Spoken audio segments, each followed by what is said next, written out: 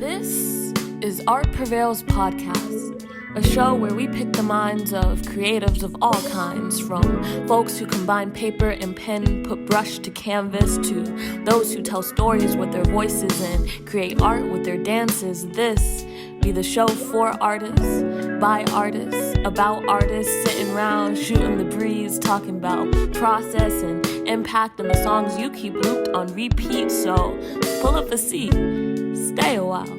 This is gonna be a good one.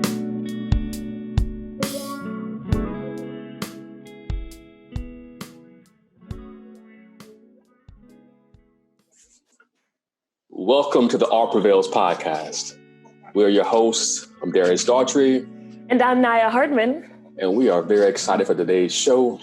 For the next half hour, 45 minutes or so, you get to join us creatives as we talk creativity with another creative. And the artist whose mind and soul and spirit we get to explore today is none other than the incredibly inspirational, talented, and beautiful LaVie. Miami-born artist LaVie first made waves in the music industry with the 2009 release of her first album, Life Music, packed with inspirational and soulful tracks. Since the release of her debut album, she has continued creating music, releasing her single, Alive, which has touched the hearts of every listener since 2014 and even today. In 2015, LaVie took her music across the nation with the release of her single, Human, and an extensive East Coast tour that took her unique sound to 10 major cities, including New York and Chicago. LaVie has performed for thousands of enthusiastic fans, opening for acts like Kimani Marley. She was also a part of the 2016 Jazz in the Gardens Music Festival, sharing the stage with the likes of Usher and Janelle Monáe. As a creator and host of Ventilate and Vibe, a video log sharing the thoughts and stories of creatives, LaVie illustrates that it's about more than the gift. From her energetic stage performance to her charming personality, LaVie is a shining example of living life to the fullest. Her extensive track list can be listened to wherever digital music is sold. Thank you for stopping by. Welcome, LaVie. Hi, thank you for having me. No problem. So how are you doing? How are things going these days? Are things up, down? Just what's on your mind?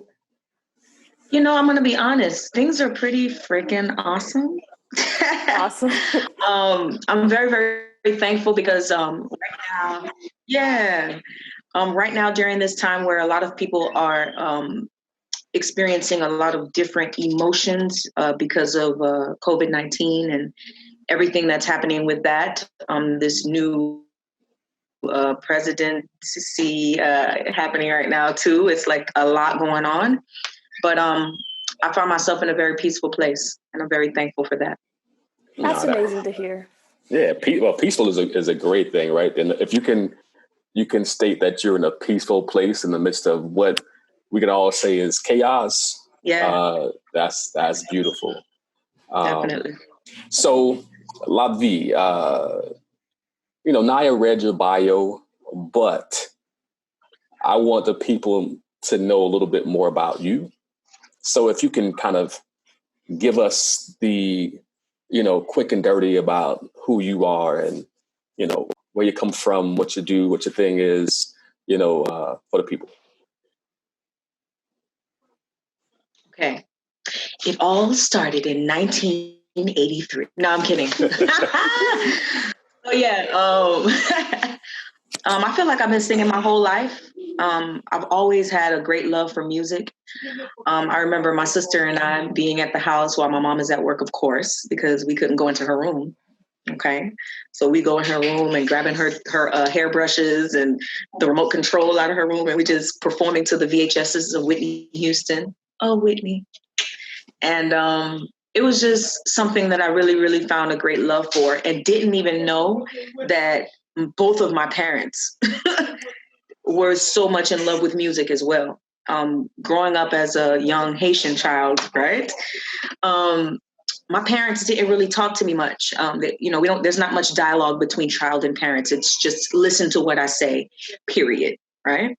But as I got older, I realized that my mother, I learned at my at my first album release in 2007, July 2007, that's when I found out that my mother was a singer. What? Go figure. That's crazy. Yeah, like everybody's like, yo, LaVie, like, where does this gift come from? What, you know, how did you? I'm like, I have no clue. I just randomly love music, right? My mom is like, oh yeah, I used to sing in the choir. I used to sing. I'm like, Mom, why didn't you tell me this? Everybody's asking, I have no clue. Okay, wait. So are you saying that she didn't sing around the house? No. What? Never. Was music always appreciated in the household? Like, did they share records? Did you guys always listen to music? Yes, absolutely. My mom had a crazy record collection, like actual records, right? And every Saturday morning while we're cleaning, we play like some compa music, you know what I'm saying? She had a couple ones in English, but for the most part, Haitian music vibes all in the house. Nice. And I was just like, this is dope. Yeah, every Saturday. Okay. Keep going. Keep going. No, wait. Keep going. You stopped in the middle. Yeah. So, as a young girl, I didn't know where the gift or where the love for music came from. It just was there, right? And then I did a talent show from my high school. I was in high school. Yeah, I was about 14 years old. Did my first talent show, and I was like, I think I like this a lot. And that's when I was like, you know what? I'm gonna sing. I'm gonna go ahead and I'm gonna sing. And that's when it started. Wow. Okay, cool. Okay, so LaVie. Yes. Okay, you're not gonna tell them hey guys. Is that possible for you to say, hey guys, y'all mad loud over here? Like, is that? Oh, you hear that? Yeah, I hear that. Yeah. Okay, hold on. Okay.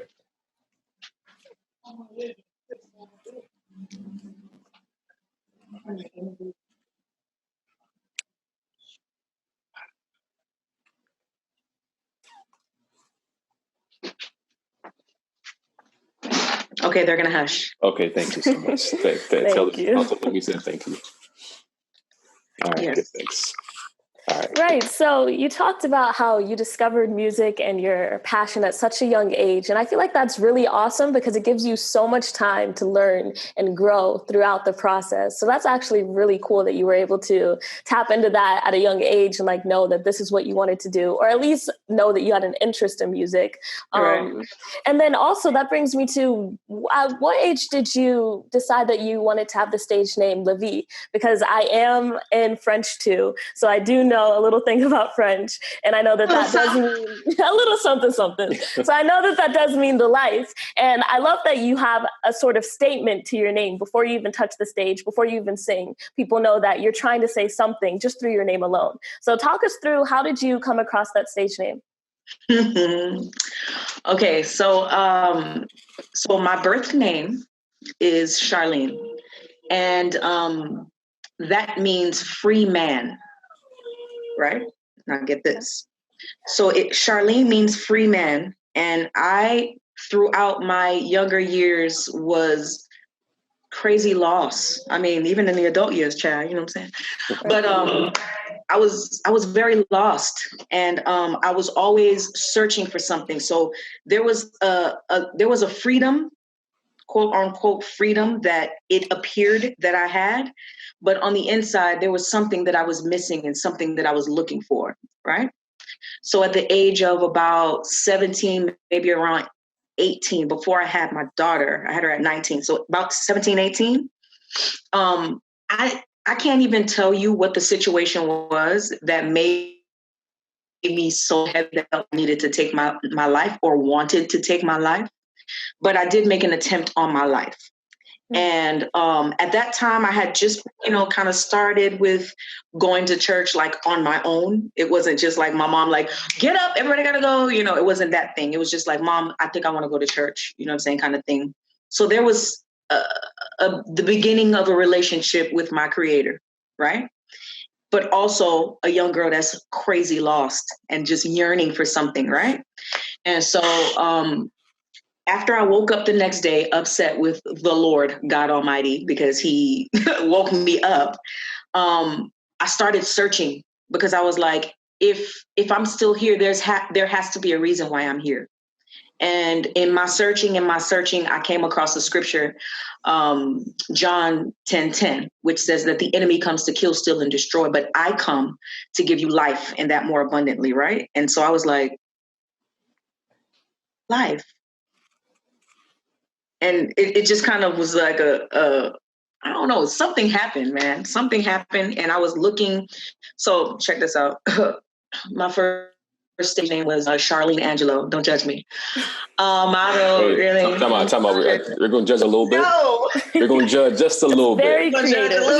Charlene Angelo. Okay. All right. Like Maya Angelou, like you're singing poet. Like what? I don't know. Like but Angelo, like were you like Sharangelo.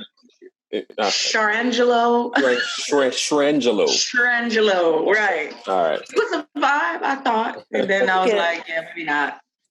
And so I was like thinking of, first of all, it's a great conversation starter because a lot of people think that I'm Jamaican, but I'm Haitian. And so when they hear the name LaVie, automatically it takes you to a part of my culture, right? So then I came up, I don't know, it just came to me to have this name. And I was like, every time somebody speaks to me, they're not saying free man, but every time somebody calls me, they're speaking life right back into my life. Like, it's like, to me, it's super duper powerful. You know what I'm saying? There's great to be free. There's great to have freedom. But if you're living this life and you're just existing in this life, then that's no life to have. And I believe that I was just existing before and just started to live at that time that I made the decision. So it's a vibe. Yeah. That is beautiful. Yeah. So what's really interesting and amazing is that you talked about people speaking life into you when they say the name. But I also believe like life and death is in the power of the tongue, right? So that's a scripture, right? And so if I am speaking, so it's not just that I'm speaking to you, right? I am speaking it myself. So I am saying the life, like I am, and then, furthermore, I think your music is a reflection of that as well. Your music speaks life. So it's a kind of a reciprocal experience between what your name is and what you give to people, and this kind of connection and flow kind of back and forth. Reciprocity. It's giving, it's taking. Yeah. Right. It's a cycle. It's wonderful. Yeah. And it's dope that your name is an anagram too, because so your name is alive, right? An anagram. Yeah. I mean, I'm an English teacher and all, you know what I'm saying, or whatever. I'll be writing something and everything, So it's like, whether it's in French or English or whatever, right? It is still alive in the life, Yeah. So that's, you can use that. You can use that on, next time you have another interview or another podcast, you can anagram. Be like, it's the anagram of alive, So either way, Right? Whatever way you twist it, it still means life, still means existence. Word. Yeah, cool. Man. So, you talked about not knowing where you had that gift from until, you say, oh, your mom was like, yo, I used to sing. And knowing your music, and I know I hear a lot of artists, kind of like tinges of them in your music, and I know there's some things that you love to do, like people that you love to sing. So, like what would you say are your personal like musical influences, or people or styles or songs that you vibe mostly with and get most inspiration from? Jill Scott. Literally everything that she does. Okay. I don't know if you know, but she's like kind of my wife. Like not in real life, but kind of like everyone loves Jill Scott. I mean, kind of like like I got stories. I got some stories. Like sort of.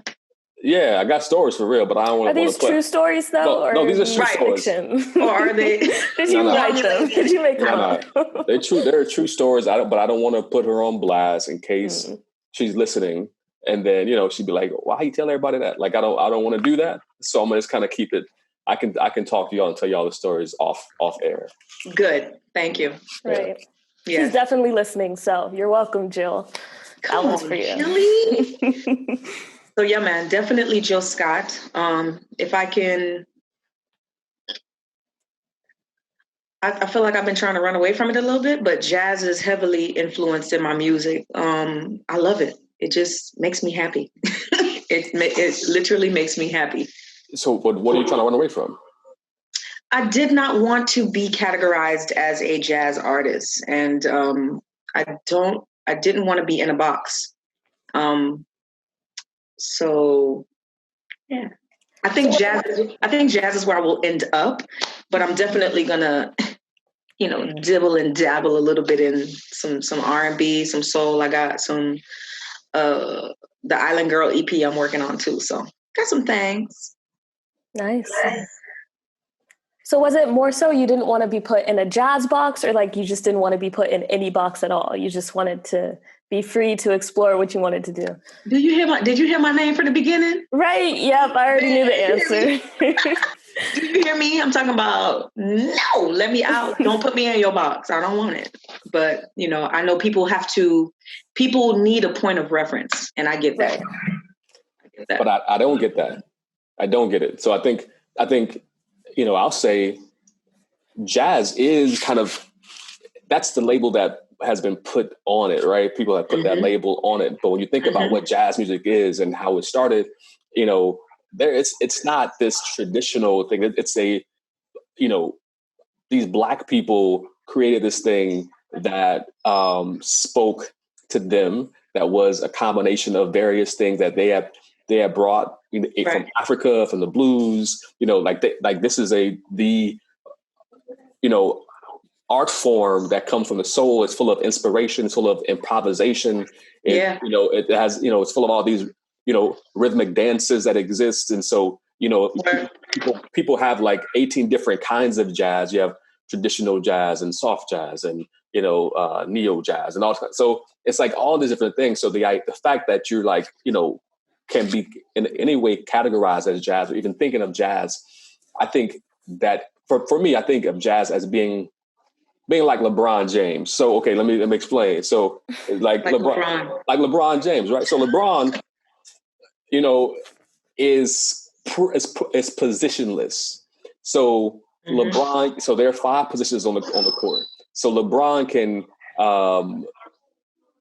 really play any position on the court really well. He can play 4 of them really well, and he can be a center sometimes if he needs to be, right?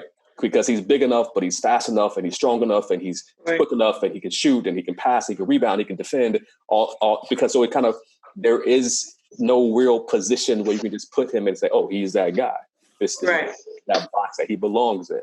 And so I think of jazz as that. I think of when I hear you and your voice and your music, I think of it as that, right? Because you easily flow from singing a standard traditional jazz song into this groovy island flavor. And it's not like, oh, there's this jazz singer trying to sing this island song, right? This R&B singer trying to do jazz. Nah, it flows, it feels good, and it feels right. And so hey, whatever. Give thanks. Yeah, that's good. That's good to hear. So you LeBron. You are LeBron. Yeah. Come on, LeBron. Let's go. Nice. But I do see what LaVie was saying, that sometimes when people are put in a box, like when you are labeled the jazz musician, people ideally they would see all those different types that you were talking about.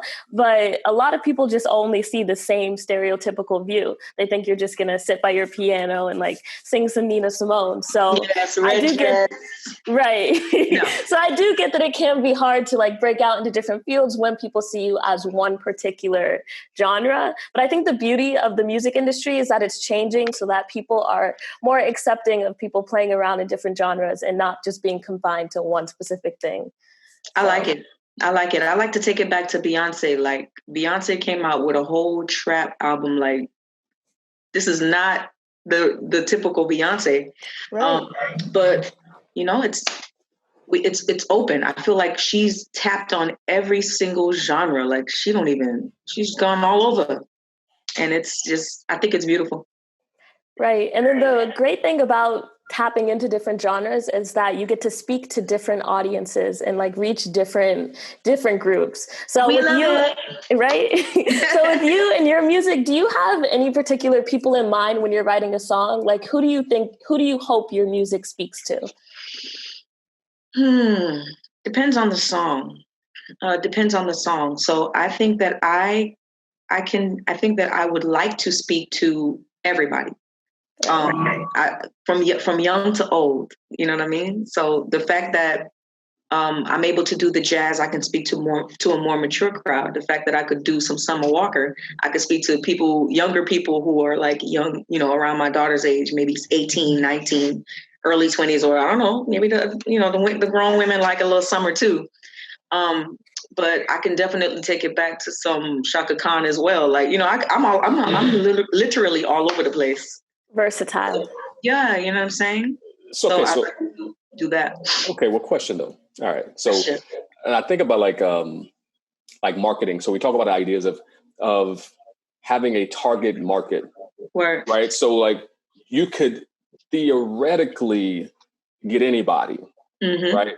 But it's like, all right, who is this for? So for instance, if I am like Jordan, so like if I'm like making Jordans, like anybody can end up wearing Jordans, right? Anybody could, but there's a target market. When they started branding, there's a target market. Same thing, McDonald's, there's a target market.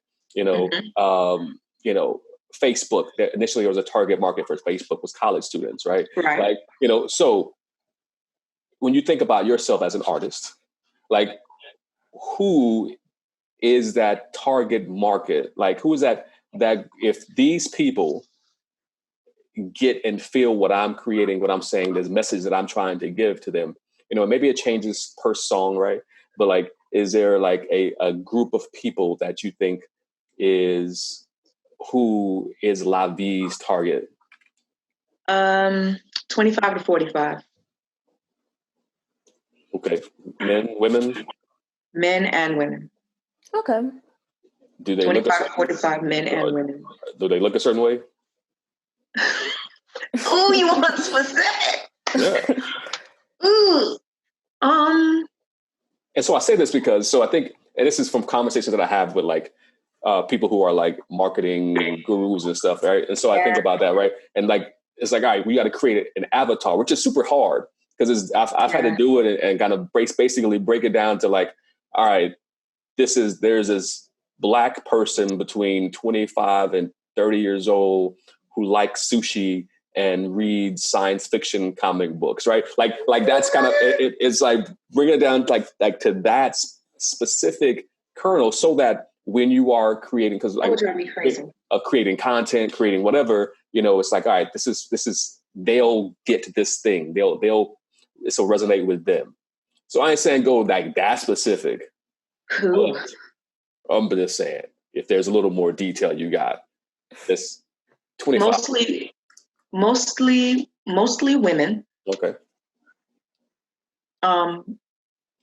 Women who are honest with themselves. Women who have experience under their belt, life experience. People who have been counted out, and I don't know. No, that's good. No, that's real specific, I'd say. And it speaks, I would say, because it speaks to like a specific demographic, which is a little older, and it speaks to like a level of maturity in your listeners. So is that like because of the topics, the content of your songs, it talks about your experience that demographic can relate to? Or yeah, definitely because of my experience. People who look like me. Right. Okay, so it's the finger for me. We're gonna go right into this, right? So you mentioned like people who like women who are honest with themselves, right? Yeah. And so you have an amazing song, Queen, right? And so tell us a little bit about, because I have some questions connected to like target audience and that, but like tell us a little bit about Queen. Okay, so Queen is a song that was inspired by me having a young woman, a young lady growing up in my home, and I wanted to instill self-respect within her. I wanted her to take a stand for who she is and for something, and not just allow people to just trample all over her. You know what I'm saying? She had started dating, and I was just like, ooh, oh, wait, boys. You know what I'm saying? So I just wanted to encourage her. And then with that, it came to encouraging other young women as well as myself. Okay. So yeah, that's where that came from. Okay, good. So, wait, what's that feedback? What is that sound that keeps happening? Y'all hear that? Or is that just me? I don't hear anything. It's Okay. totally, you have on headphones. That's why. Yeah, that's what it is. Yes. All right. So with that song and the idea of inspiring young women and just women in general. Yeah. So like when I hear that song, like I also hear it like speaking to men, right?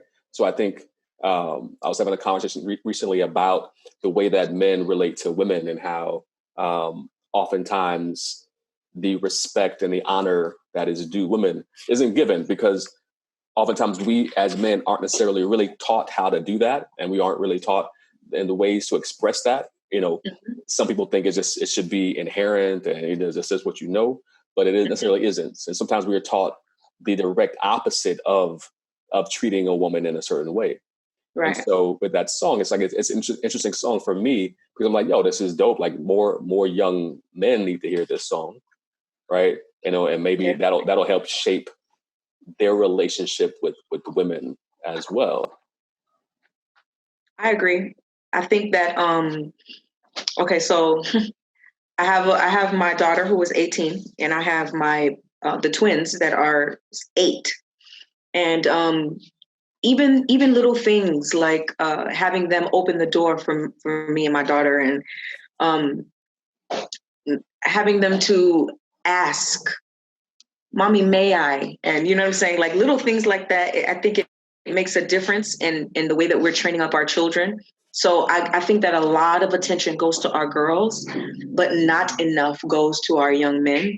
And I'm with me trying to break that, whatever you want to call it. I'm trying to do my best to instill manners, just simple manners. Like, why are you calling somebody's phone? Like back in the day, like you couldn't call my mama's house after like 10 o'clock.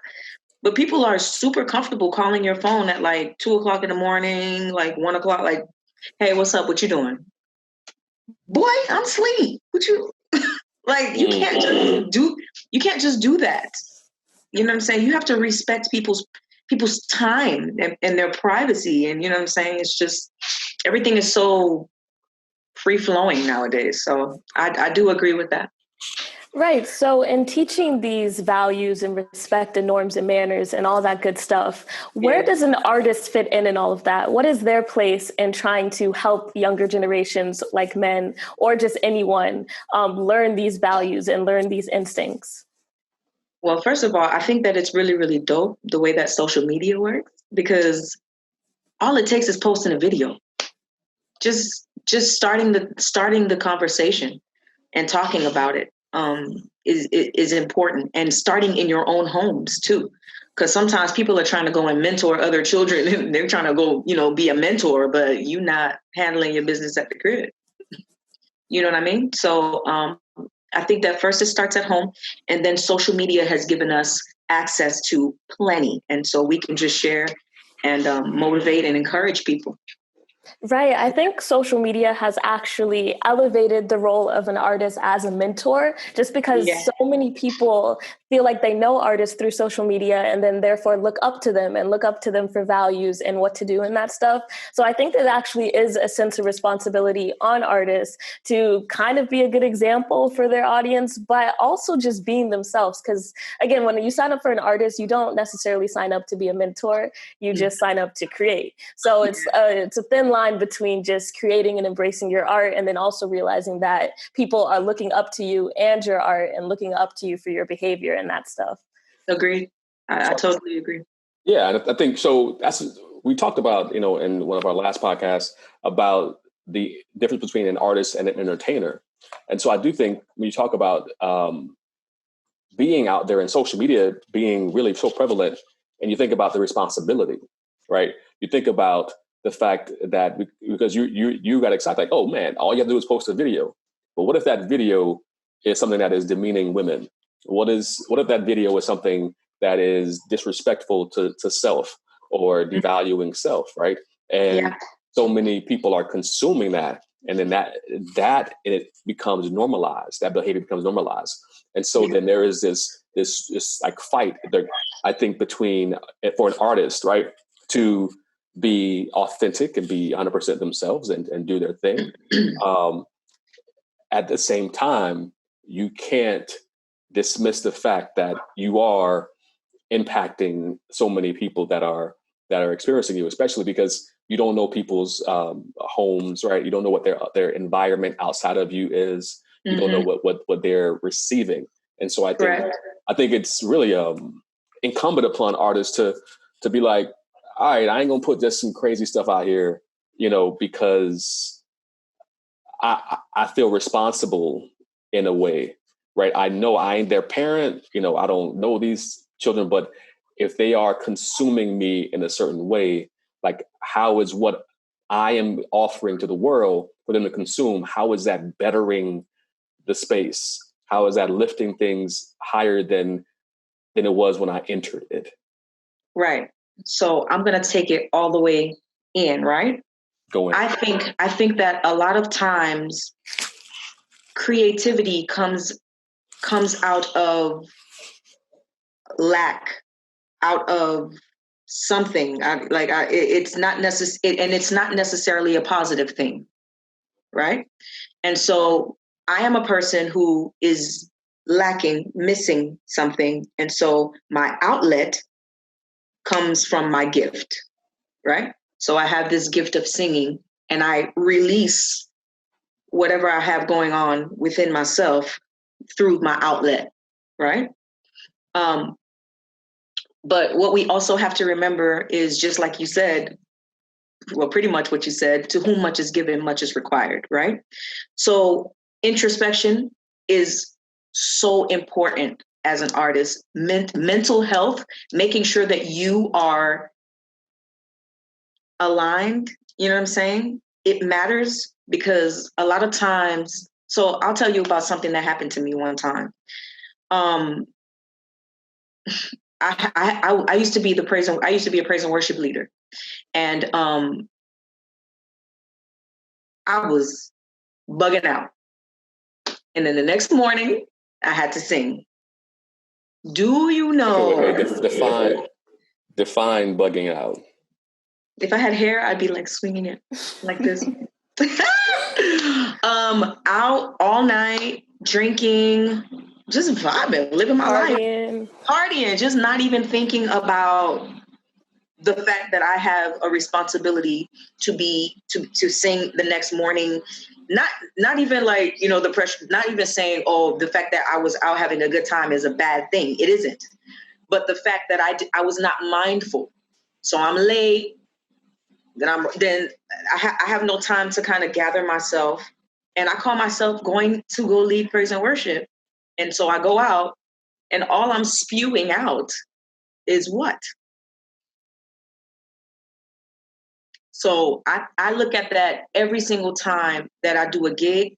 I like to make sure that I take a minute. So sometimes before I get, so it's very weird. But if I'm going to go do a jazz gig, I'm listening to like reggae or hardcore rap.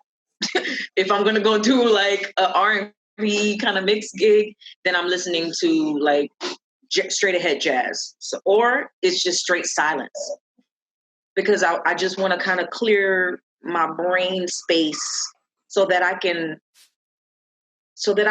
come from an honest place. You know what I'm saying? I take it very, very serious every time I hit the mic. I touch a microphone, because you are literally, music is the only thing that can enter your body without your permission.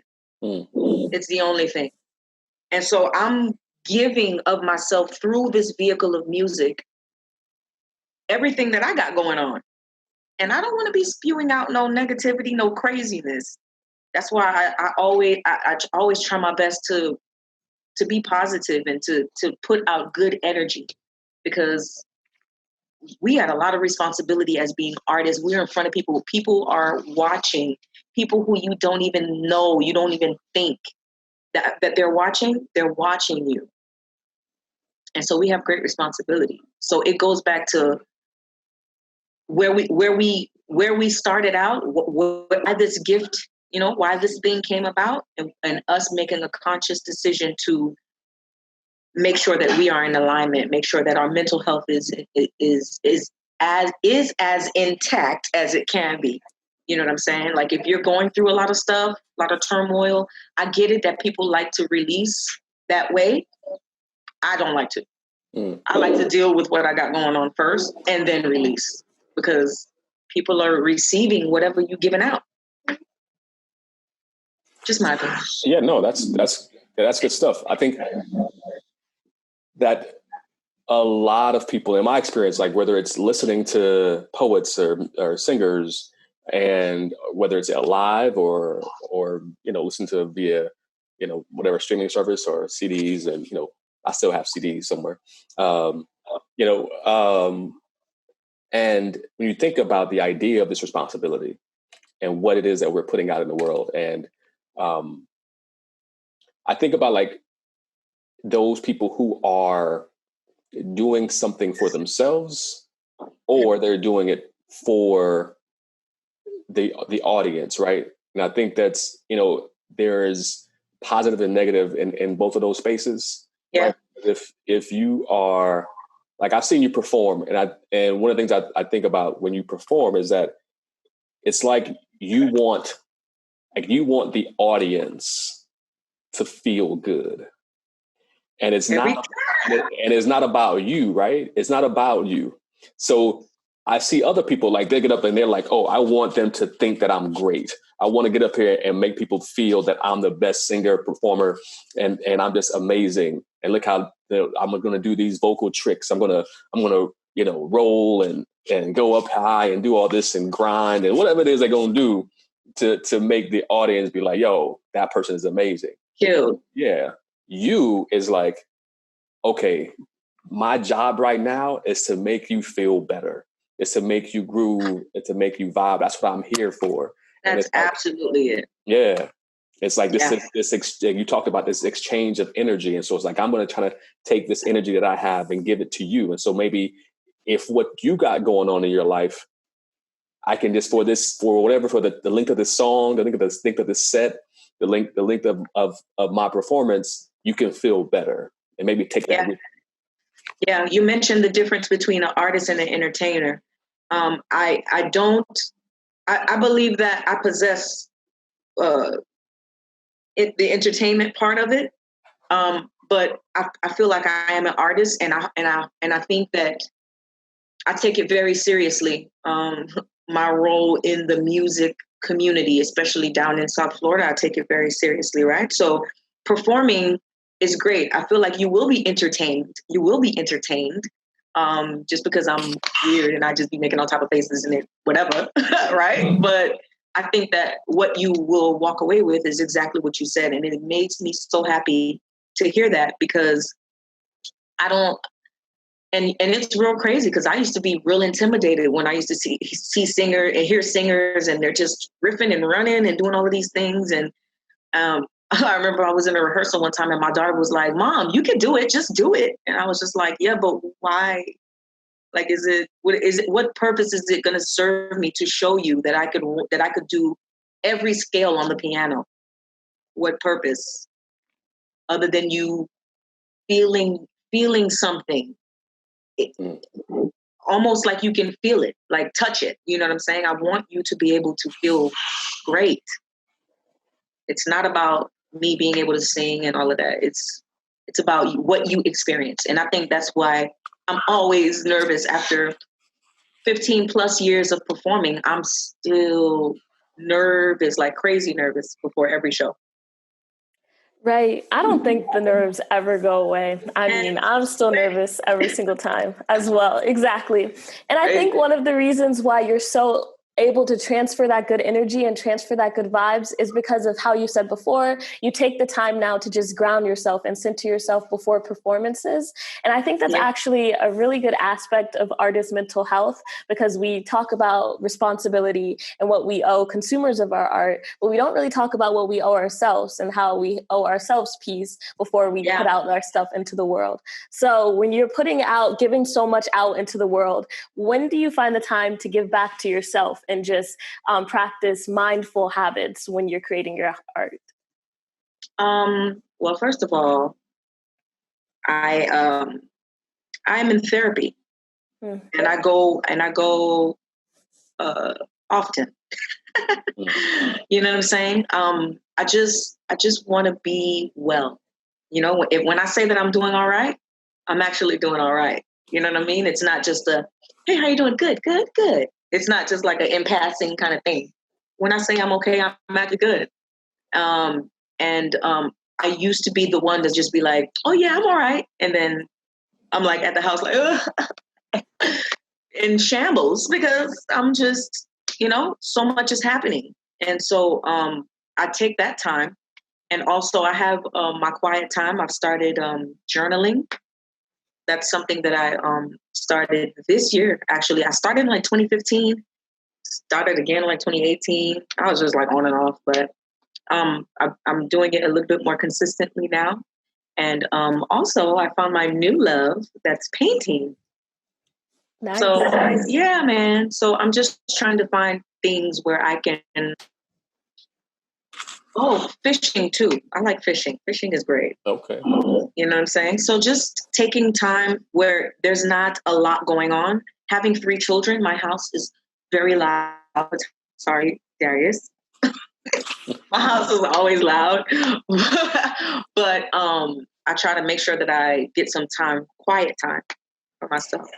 Yeah, we actually were just talking about in the beginning of this episode how I also took up journaling recently, especially during quarantine, since I've been home so often. It's just so beneficial to just get something out. I try to be as consistent as I can, maybe not every single day, but at least once a week, right? Yeah. But that's so beneficial just to get some thoughts and ideas out on paper and just see it laid out, because it helps me create better art, I feel like, and just organize my thoughts more. Yeah, so definitely. I think that's amazing that's very amazing that both of you are like doing that and building on that, especially during this time. Yeah. I'd love, LaVie, if you don't mind, because of the importance of it. Like you mentioned therapy, and as Black people specifically, right? I think we have an aversion to that, right? So a lot of people are not going to go to therapy, and a lot of people are like, yeah, well, I'm gonna just pray it away, I'm praying, or I'll be all right. I got to be strong, and so I don't want to I ain't trying to relive your therapy sessions here, but I would love, maybe just to maybe reiterate, in case somebody skipped through that initial part of the podcast, and just maybe reiterate the value that you've experienced from going to therapy. Okay, so I'll say this. So I released a song called Queen, and since I released the song, a lot of people, I'll walk into a building and it's like, "What's up, Queen LaVie? Hey, Queen. Hey, Queen." And I didn't always walk or live like a queen, and I'll explain what I mean by that. So, being a divorced woman, I am now single, and starting to date was very, very interesting. Just meeting people and going out, and so there are a lot of things that I learned within the past, say, 2 years, that I was allowing from people and from myself, that was not very royal. You know what I'm saying? You know, just placing more value upon myself is something that I learned through my therapy sessions. I wasn't even aware that I did not place value on myself. And so I think that I know that a lot of women out there have experienced that and are probably still experiencing that. You meet somebody, you give of yourself. I see a lot of people post up like stop treating him like he's your husband when y'all are just kicking it, or something like that. Like you're giving somebody husband actions when they're just somebody that you're dating. So knowing the difference between dating someone and being someone's wife, there's a difference in how there should be a difference in the way that we operate with those different things, right? But I think we just be meshing it all up and just giving too much too soon and all types of stuff. So I didn't realize what I was doing until I had a conversation with my therapist, and she was just like, she asked me a question. She said, "Do you value yourself?" And I didn't know how to answer the question. I was like, "Is this a trick question, girl?" I don't know. Yes. But I just really didn't know. And since then, I've been doing my own research and looking into it. And I'm just like, yeah, there's certain things I'm going to say no. My time is precious. My body is precious. My mind is precious. I'm not having conversations with just any old body. And I'm not getting down physically with just any old body. And no, we can't go out for lunch because that'll be a waste of my time. Okay? I'll see you. You don't even possess what I need in life. Like, no. So then, first of all, like, thank you for sharing that. Thank you for delving into that experience.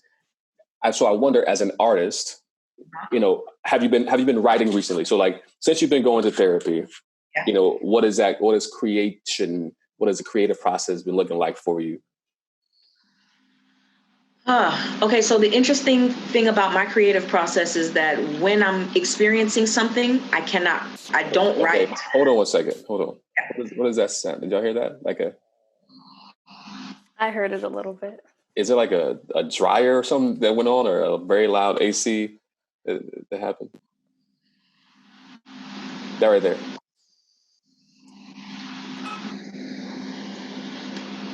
I can't hear anything. Do you hear that, Nyah? Yeah, I hear it. It's just, I don't hear it anymore, actually. Yeah, what was that? I hear it. It's like a light humming. It's like, yeah. Is there something happening at your house? Are they like... Everybody's in the rooms, and I'm out here by myself. What is that? Why are your ears so good? Right? But see, for me, it's like, it's not just my ears, but I think it's like, all right, cool. Is that going to come up on when we play it? And all right. Okay, cool. We'll just go. So I'm going to ask that question again. All right. Okay, cool. Yeah, what is that sound, though? What is that sound? All right, you gotta hurry up. I don't know what happened. All right. Unless are you good with it? You just want to go ahead and answer the question? What was the question again? I'm thinking about what's the noise? What is that noise? What is that? And maybe it's something that happens in your house all the time, and you don't even pay attention. It's like, this is regular. It's regular chaos over here. I don't know. I don't know. I'm not gonna. Okay, Nyah, is that at your house? Nah, I hear it. Is it me? I don't know. Press mute. Okay.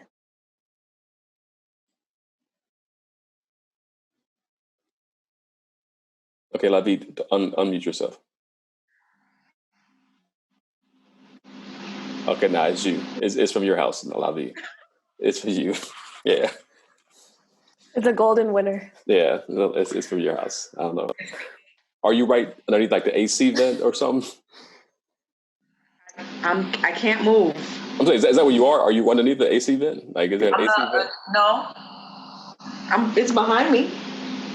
But it's been on since the beginning. You've been hearing that from the beginning. You've been saying it just started. Whatever it is, it just started, and it is going like off and on, and so like it'll be like real loud in the middle of you saying something. So we're just gonna go ahead and play around with the flow. Hopefully we'll make it happen. Hopefully you don't say, hopefully anything that you say right now will be said while that sound isn't happening. So I'll kind of ask that question again, and then you can answer it. All right. So again, first of all, thank you so much for delving into that and expressing, that experience for you. And so I wonder, as an artist, like since you've been going to therapy, has there been a change in what you're writing in the creative process? Has it strengthened it, or has it, what's happened with you as an artist since you've had these breakthroughs from therapy? So writing is not my strong suit. What I'm going to say is that I have gotten very good with communicating. And so I'm working with different writers, and me being able to communicate clearly what I would like to express on a track. Okay, stop. Say it again. Writing is not my strong suit. Go. Writing is not my strong suit, but me being able to communicate clearly and effectively. I hear. Nyah, what are we going to do? I don't know. I don't think it's too bad, though, to be honest. It's bad. Okay. But go ahead. Writing is not my strong suit. Okay, wait, pause. Darius. So when I point at you, just go, because we're going to try to catch it while it stops.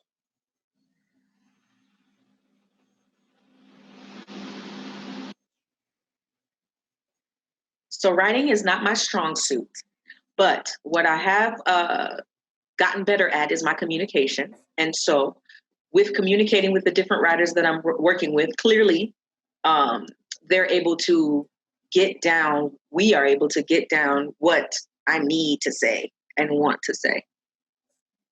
Okay, good.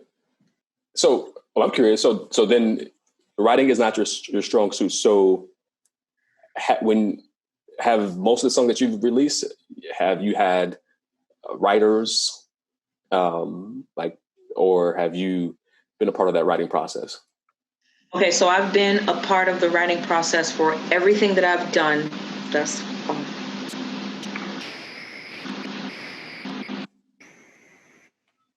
I'm gonna scream.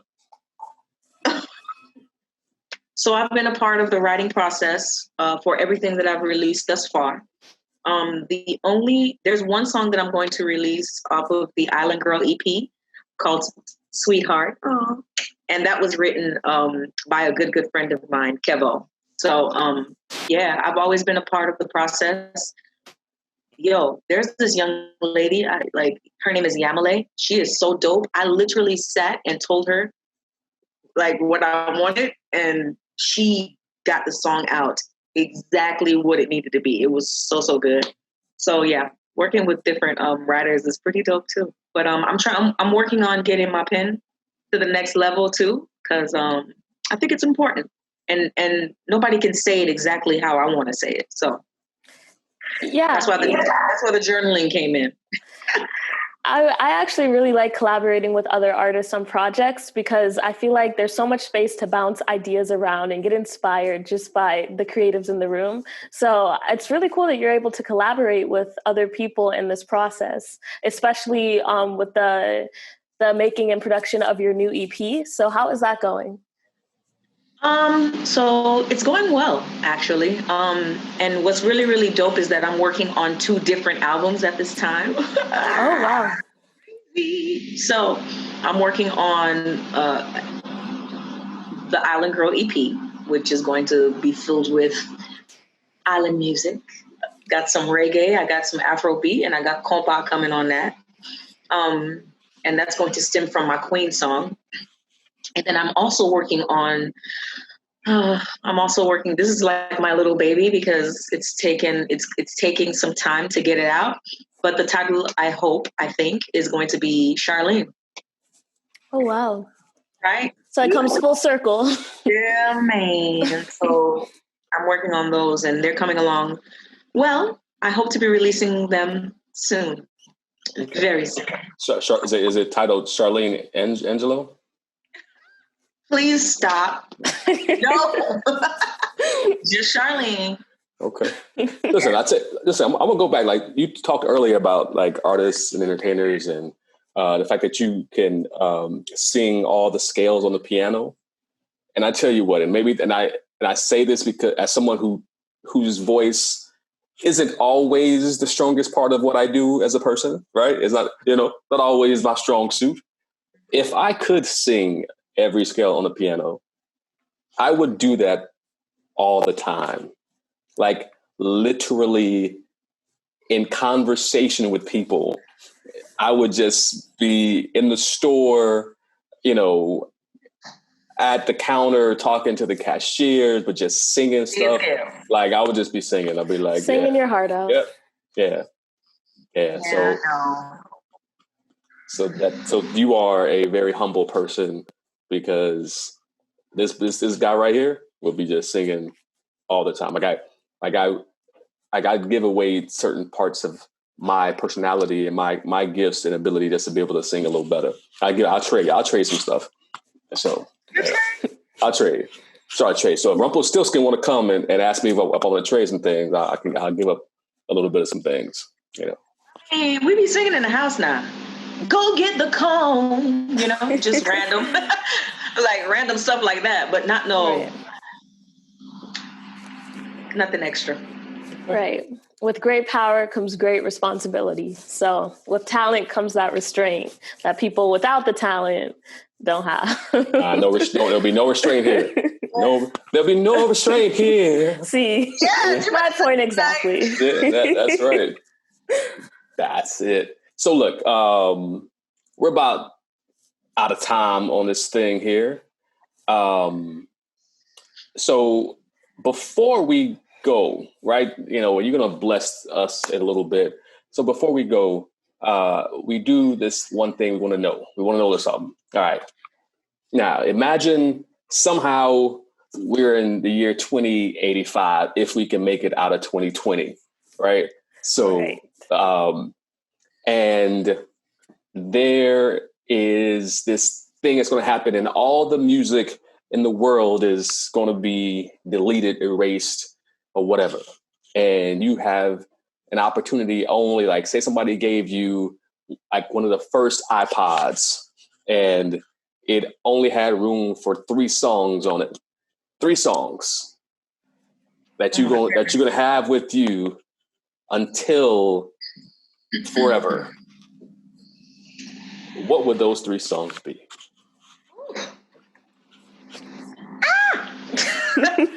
Oh my tough God. One. Can I say the artist? Does it have to be the song? It has to be the song. Oh my God. Ooh. Ella Fitzgerald, Satin Doll. Okay, that's one. Ella.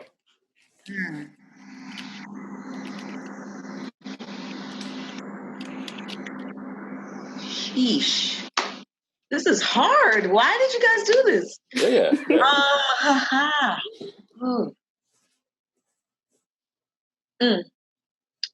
Oof. There's so many. Like I'm brain is like an infinite number of songs out there. Yes. Well, we got one already. Satin Doll. Yeah, Satin Doll. Anytime. Mm-hmm. Smile. Nat King Cole. It's a good one. Mm-hmm. Mm-hmm. Oof. What's that song? It's really bad. I don't even know the name, but I like it. I would love to hear that over and over. It goes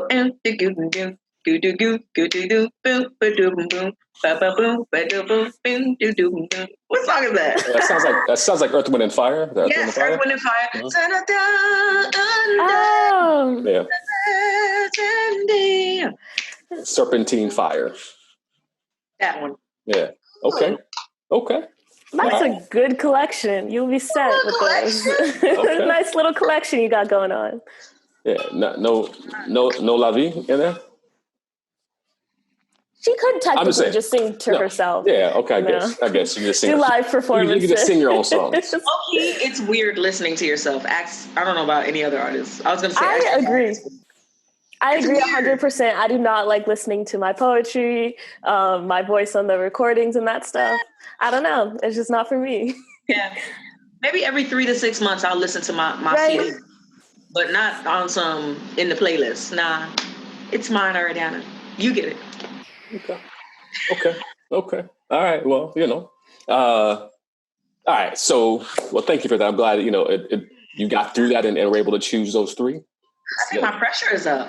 It's okay. My blood pressure is up. Go back to those things and relax, breathe a little bit. Breathe, because you get, and go back into your mindful place, because you're getting ready to bless us with a little bit of performance. Yes. So, take some time to kind of breathe a little bit. And, as we let the people know that, unfortunately, this is where we're going to end the show. Don't go anywhere though, because we got a performance, right? But before we go, let people know where they can find more about you. Hello, everyone. You all can find me at www.lavie-music.com or on Instagram, LAVIE Music, MUSIC. Yay. Do that again, LaVie. You kind of broke up a little bit when you started saying the website. It broke up. Yeah. Yes. Please visit the site. www.lavie, L-A-V as in Victor, I-E -music, MUSIC.com, or just follow me on Instagram at LAVIE Music. Thank you. Thank you. All right. Perfect. So again, this has been another amazing episode of the Art Prevails podcast. If you like what you heard between, myself, lovely, amazing Nyah, and the fantastic LaVie, then you'll definitely, love what you're going to hear next time. So make sure you subscribe, rate, review us on Apple Podcasts, Spotify, Google Podcasts, your brother podcast, wherever you choose to listen to us. Make sure you go and do that.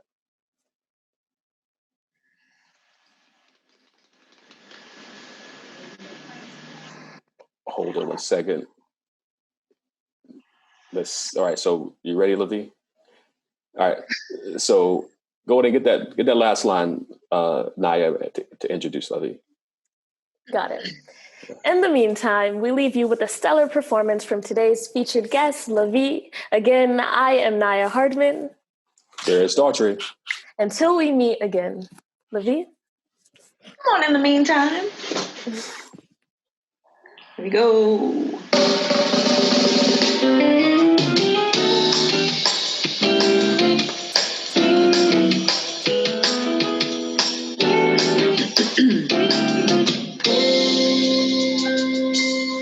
I know, yes, that when you look at me, there is so much that you just don't see. But if you would only take the time, I know in my heart you will find. Oh, a girl gets scared sometimes who isn't always strong. Can't you see the hurt in me?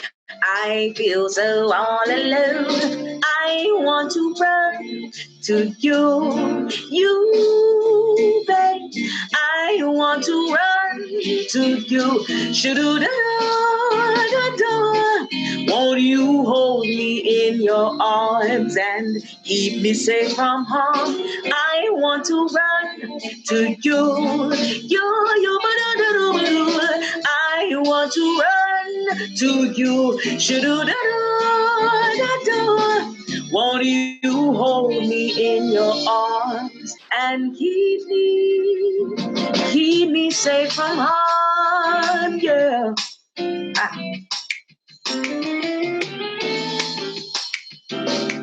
Yeah.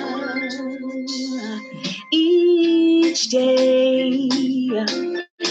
day I play the role of someone, yeah, always in control. But at night, I come home and turn the key. There is nobody there. No one cares for me. Oh, what's the sense of fighting hard to find your dreams? Yes, to find someone to share it with. Tell me, what does it mean?